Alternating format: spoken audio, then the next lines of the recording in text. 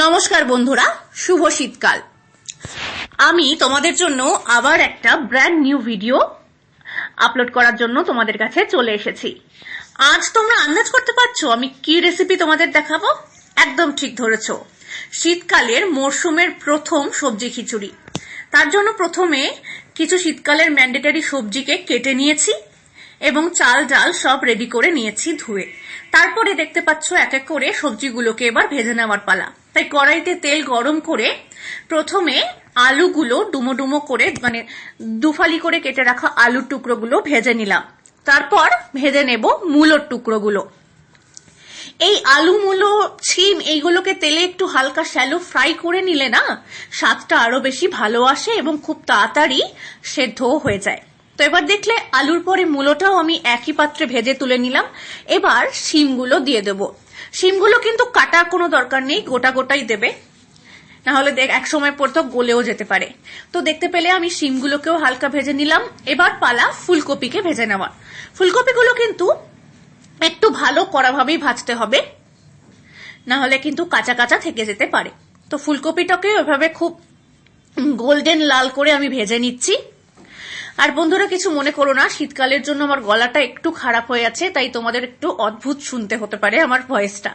তো এবারে হাঁড়িতে তেল গরম করে কাঁচা লঙ্কা শুকনো লঙ্কা ফোড়ন দিয়ে ফ্রাই করে নিয়ে কড়াইশুঁটিগুলোকে দিয়ে দিতে হবে তেলের মধ্যে। কড়াইশুঁটি আলাদা তো ভাজার দরকার নেই, তাই ওইখানেই তেলের মধ্যে দেবে। তারপর দিয়ে দেব টুকরো করে কেটে রাখা টমেটো।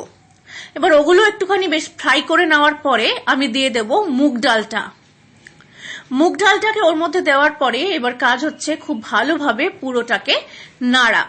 হাঁড়ির মধ্যে করলে কিন্তু একটু অসুবিধাই হচ্ছে, তোমরা বুঝতে পারছো হয়তো, কিন্তু এইভাবেই করাটা আমার জন্য এমনিতে সময়ের দিক থেকে সুবিধাজনক মনে হয়েছে, তাই আমি এভাবেই করছি। তো তোমরা দেখতে পাচ্ছ কথা বলতে বলতে কিন্তু মুগ ডালটা বেশ ভাজা ভাজা হয়ে আসছে। এবার দিয়ে দিতে হবে পরিমাণ মতো নুন। পরিমাণ মতো নুনটা দেওয়ার পরে পরিমাণ মতো একটুখানি চিনিও দিয়ে দিতে হবে এবং দিয়ে দিতে হবে পরিমাণ মতো হলুদ। নুন আর হলুদটা দেওয়ার পর আবার খুব ভালোভাবে নাড়তে হবে এবং তারপরে অল্প চিনি দিতে হবে, লঙ্কা গুঁড়ো দিতে হবে, ধনে জিরে গুঁড়ো দিতে হবে। পুরো সবকটা পরপর পরপর অ্যাড করে নিয়ে এবার একসঙ্গে নাড়ার পালা। খুব ভালোভাবে এবার নাড়তে হবে যাতে পুরো মশলাটা ওর মধ্যে কষে যায়। এবার দেখতে পাচ্ছ মশলার তেল ছেড়ে দিতে শুরু করেছে, তার মানে বেশ খানিকটা ভাজা হয়ে গেছে। কিন্তু এখানেই থামলে চলবে না, আরো ভালোভাবে নাড়াচাড়া করে ভেজে নিতে হবে। তো ওটাকে খানিকটা আরো ভালোভাবে সাঁতলে ভাজে নেওয়ার পরে এবার আমি দিয়ে দিলাম চালটা, মানে একেবারেই বিশুদ্ধ আতপ চাল।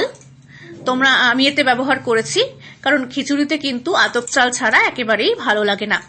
তো আতপ চালটাকেও আমি দিয়ে দিলাম। এবার কাজ হচ্ছে আবার পুরোটাকে একসঙ্গে খুব ভালোভাবে নাড়া। এবার নাড়াচাড়া করার পরে আসল কাজ, সেটা হচ্ছে জল অ্যাড করা।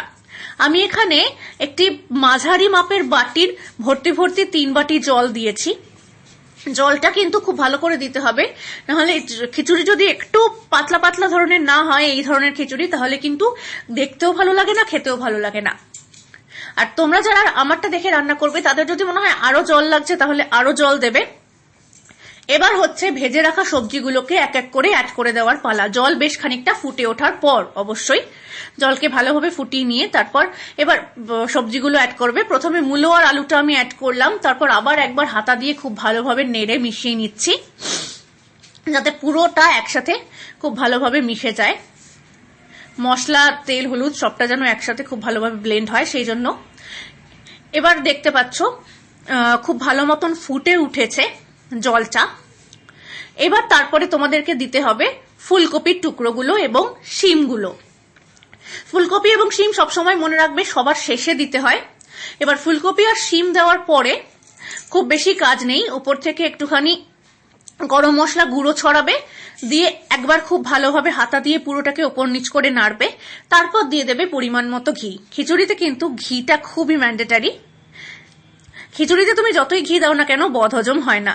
তো এবার ঢেকে দেবে আর তারপরে থালায় খুব সুন্দরভাবে সার্ভ করে নেবে, আমি যেভাবে করেছি, তাহলেই কিন্তু তৈরি হয়ে যাবে শীতকালের স্পেশাল সবজি খিচুড়ি। তো এই রেসিপিটা আশা করি তোমাদের ভালো লেগেছে। এই রেসিপিটা তো শীতকালে বানাতেই হবে তোমাদের, আর আমার রেসিপি দেখে ফলো করে যদি বানাও তাহলে লিখতে ভুলবে না তোমাদের কেমন লেগেছে। ততক্ষণ ভালো থাকো, সুস্থ থাকো, ধন্যবাদ।